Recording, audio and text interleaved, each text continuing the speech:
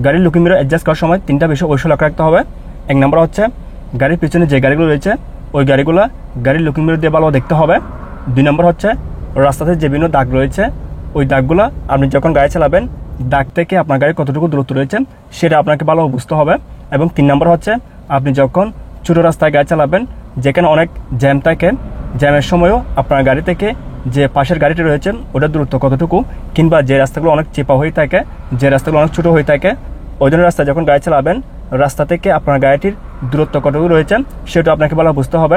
গাড়ির looking mirror adjust করার সময় এই তিনটা বিষয় ভালো বোঝার জন্য অবশ্যই আপনার গাড়ির লুকিং মিরর সঠিক নিয়মে অ্যাডজাস্ট করতে হবে।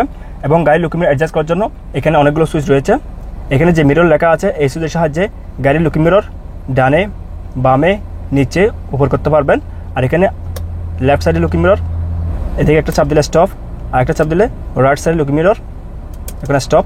আর এটা চাপ দিলে লুকিং মিরর ফোল্ড হয়ে যাবে। এখন আমি রাইট সাইডে লুকিং মিরর অ্যাডজাস্ট করবো, সেই জন্য আরও চাপ দিব।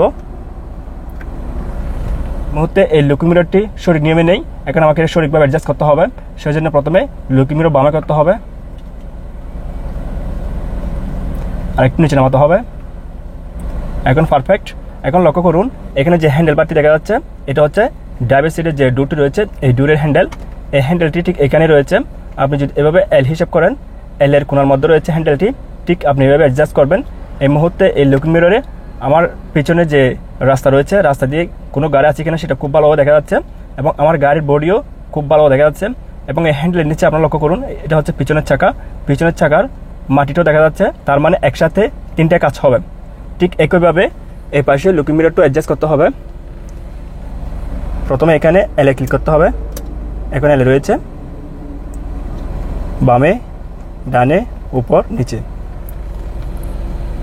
আমাকে একটু ডানে করতে হবে আর একটু নিচে নামাতে হবে। বাম পাশে লুকিং মিররটা অ্যাডজাস্ট হয়ে গেছে। এরপর আমাকে যেটা করতে হবে এখানে যে এল আর সুইচটা রয়েছে এটা ভেবে রাখতে হবে। এখন থেকে এই সুইচটা আর কাজ করবে না। এবং এখানে ছোটো একটি সুইচ রয়েছে, এটা যখন চাপ দিবেন লুকিং মিররগুলো ফোল্ড হয়ে যাবে। এখন কিন্তু দুইটা ফোল্ড হয়ে গেছে। সুইচটা যখন আরেকবার চাপ দিব এখন লুকিং মিরর আগের মতো হয়ে যাবে। এখন আমি গাড়িটি চালাবো ঠিক এভাবে। আপনারা লক্ষ্য করুন আমার গাড়ির লুকিং মিরর ঠিকভাবে কাজ করতেছে কিনা। এর পাশে লুকিং মিরর লক্ষ্য করুন আমার গাড়ির পেছনে কোনো গাড়ি আছে কিনা সেটা খুব ভালোভাবে দেখা যাচ্ছে, এবং সামনের দিকে গাড়ি আসতেছে। আর এ পাশে লক্ষ্য করুন, এই পাশে এই মুহূর্তে রাস্তার পাশে যে সাদা দাগটি রয়েছে এই দাগ থেকে আমার গাড়ির দূরত্ব কতটুকু সেটা খুব ভালোভাবে বোঝা যাচ্ছে। সামনে এখানে যে দুটি দাগ রয়েছে একটা হচ্ছে বাম পাশে আর একটা হচ্ছে ডান পাশে।